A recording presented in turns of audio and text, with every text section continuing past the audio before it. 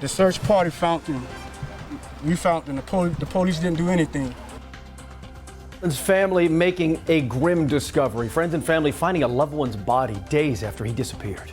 Plus, a Richland County mother shot and killed in a drive-by shooting. Those stories and much more in just minutes. Wachfox News at 10 starts right now. You're watching Wachfox News at 10 with Brian McConkey, Samantha German, Chief Meteorologist Josh Knight, and Sports Director Mitch Brown. Wachfox News at 10, where we put local first, starts right now.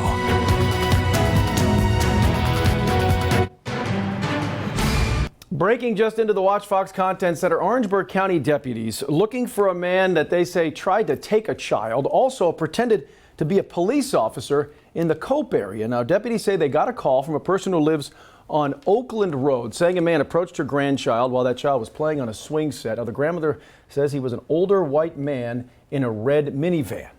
Deputies also think this person could be tied to another incident where someone was impersonating an officer. Someone told deputies a white man in his 40s stopped a car on Carver School Road. He was wearing a blue work uniform and driving a red or maroon sedan. Deputies say no law enforcement officials were patrolling in that area of the county. If you know anything, call the Orangeburg County Sheriff's Office. She wanted to be here for her baby. She loves her baby. A 19-year-old mother dead and several children in the hospital after a drive-by shooting in Richland County. It happened around 5:30 Thursday evening. Our dark lead spoke with the teen's family and friends after the young mother was found shot in her car with children inside.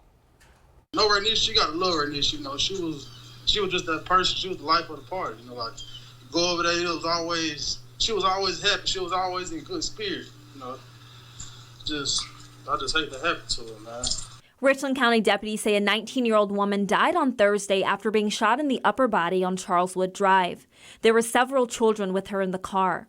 Family and friends confirmed to Wachfox News the young woman was Rainisha Nixon, and that she recently graduated from Lower Richland High School, and she's leaving behind her 1-month-old daughter. She wanted to be here for her baby. She loves her baby. A situation like that, you don't know how to feel, you know, especially when you're just not seeing somebody or you see them every day. It's a feeling. It's a feeling like you can't even explain. According to the incident report, Nixon was driving a 2008 Jeep Compass when someone in another car fired through her window. Anisha was a sweet, caring person. She was helpful. She always was there for everyone. She had a nice soul. She meant a lot to me, and it just hurt me that she's gone. Her sister says that their family is doing their best to stick together through these tough times. It's making us become closer. It's like we're all together, making us realize a lot that life is short and we should be there for all of our family members. Family and friends tell me that Nixon will never be forgotten, and they plan to keep her name alive. In Richland County, Dara Khalid, Wachfox News, Local First. And we are also being told the children who were in the car at the time of the shooting were taken to Prisma Hospital. Deputies say this incident is still under investigation. Nixon's family has created a GoFundMe page to raise funds for her funeral service. To learn how you can donate, just head over to our website, wach.com.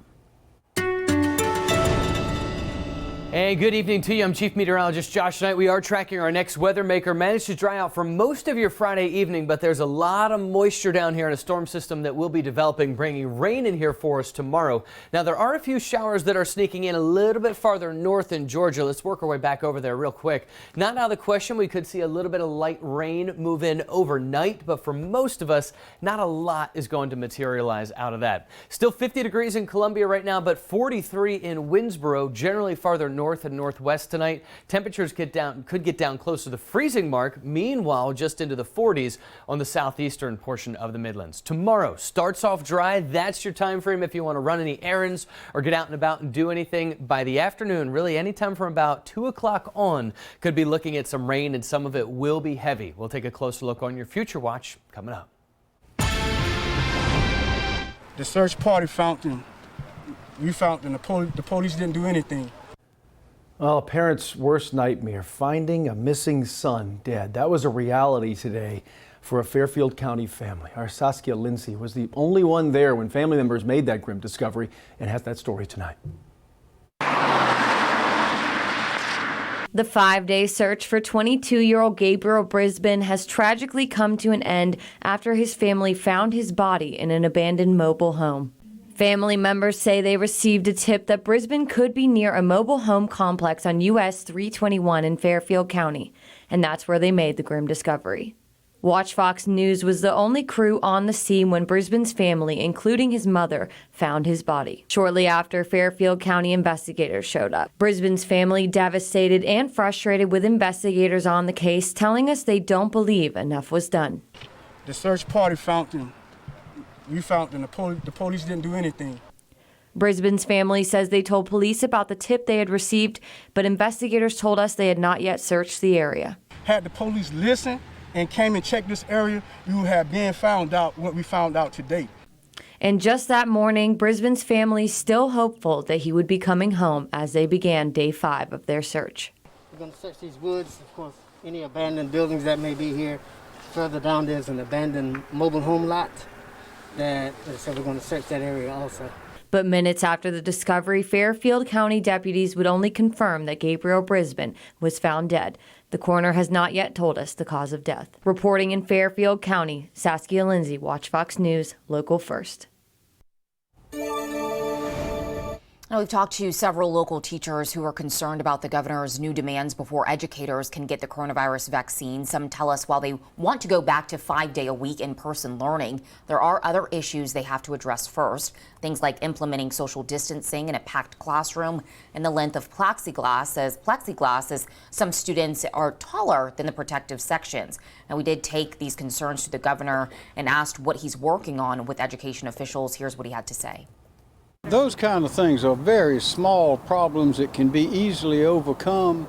The evidence is in way back in January, February, and so everyone thought that we were going to have super spreader events in the schools when the schools opened up, and we did not have that. Governor McMaster has been consistently pushing for schools to open 5-day face-to-face instruction, saying $1.2 billion in coronavirus relief money has given the state resources like enough PPE and rapid test. And if you have recovered from coronavirus, the plasma in your blood can help save lives. The Red Cross in the Midlands is urging you to donate. Right now, the agency is experiencing a higher demand than supply. The governor and his wife, Peggy, also jumping in to donate. Our Suji Nam shows you how you can do the same thing.